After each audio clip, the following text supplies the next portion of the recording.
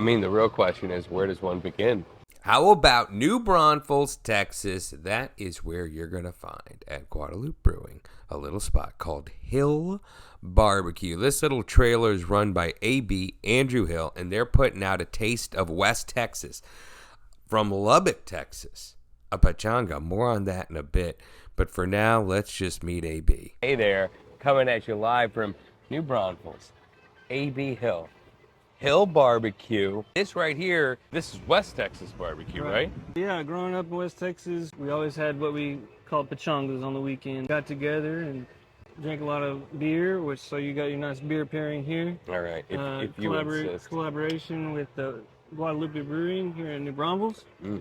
This plate is made specifically for the brewery. We got our flour tortillas with a little char on it. Soft buttery pinto beans with a little bit of jalapeno juice off in there. My wife's Spanish rice. Then we got our elote, and these are our main three sides that we do here at Guadalupe Brewing. In case you were wondering, that's a whole corn on the cob. It's not even just the side of elote. I mean, this is doing it right, almost street style, right? So for the meats, Okay. which is going to be the jalapeno cheddar sausage, the chicken, leg quarters, and the spare ribs. We do offer our West Texas chop, which is a special way of making brisket. We grew up with a lot of direct heat out there in West Texas, so naturally I cook hot and fast. I like to put char on all my meats. I always have. The West Texas chop is going to be cut into like steaks. Yeah. And it's going to get char on all sides of all of those pieces of that brisket. Ultimately, it gets chopped up, and each bite's going to have the char, the crust, the fat melting in it. It's kind of like a steak, so it's got some ironiness in it too. And then to top it off at the very end, we got the peanut butter banana pudding, which the peanut butter really makes it pop after you have all of that West Texas platter there. I mean, the real question is, where does one begin? Oh, hello, what do we got here? Fork, some cheese, and some tomatillo sauce, in case you want to doctor up that tortilla there. What else? I don't know what else he has stashed in here, but I know it's going to be good. I feel like all roads are telling me maybe get some of that chopped beef action. It's going to try it on its own. Almost like steak-like bite. When I first bit into this, I almost got that feeling of like, you're having good chopped up carne asada. But it's also brisket too. It's great because the salsa just gets immersed with all those little chopped up bits. I'm very, very happy. Tell me about hot and fast while we get into this rib. This is super juicy. So hot and fast, you're going to cook right up on the fire. You leave a little bit of texture to it, I guess. It's still going to come off the bone, but it's just going to have a little bit of pull to it. You got the char from that direct heat, and then you got the sweetness from that pork. When you cook it this way, it actually tastes like pork. The meat actually tastes like the meat versus a method. Yes. I've always said our barbecue is kind of like charcuterie.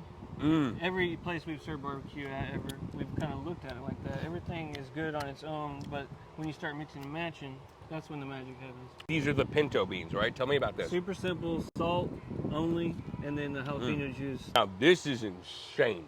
This is your wife's Spanish rice? So that's just going to be white rice cooked on a cast iron pan, tomato sauce, cumin, salt. Okay. There's bits of this that are crisp at the edge, but it's almost like risotto-y. Yeah, I mean, this is my kind of barbecue. That sausage has 2 different kinds of cheese in it and the giant jalapeno chunks. It's living the jalapeno game. Yeah, no, seriously. Oh, guys. Oh, yeah, that's pretty darn soft and tender. Tell me about this chicken. That chicken's cooked hot and fast as well, right up on the fire. I shift them around, like to give each one its time to get a little char on the skin. It literally is no sauce required. Barbecue here. Oh, wait. One more. The elote. We're going deep, kids. We're going deep. You need your vegetables. This has this, like, backyard party barbecue vibes. That's the goal right there. Everybody dive in. What I love about this is this feels like the stuff I would want to make at home. Like if you had a barbecue cookbook, it would be one of those cookbooks you actually use, not the ones you read and go, oh, that's interesting, I'm never gonna actually do it. Like this just feels right, dude. It just feels right, feels familiar.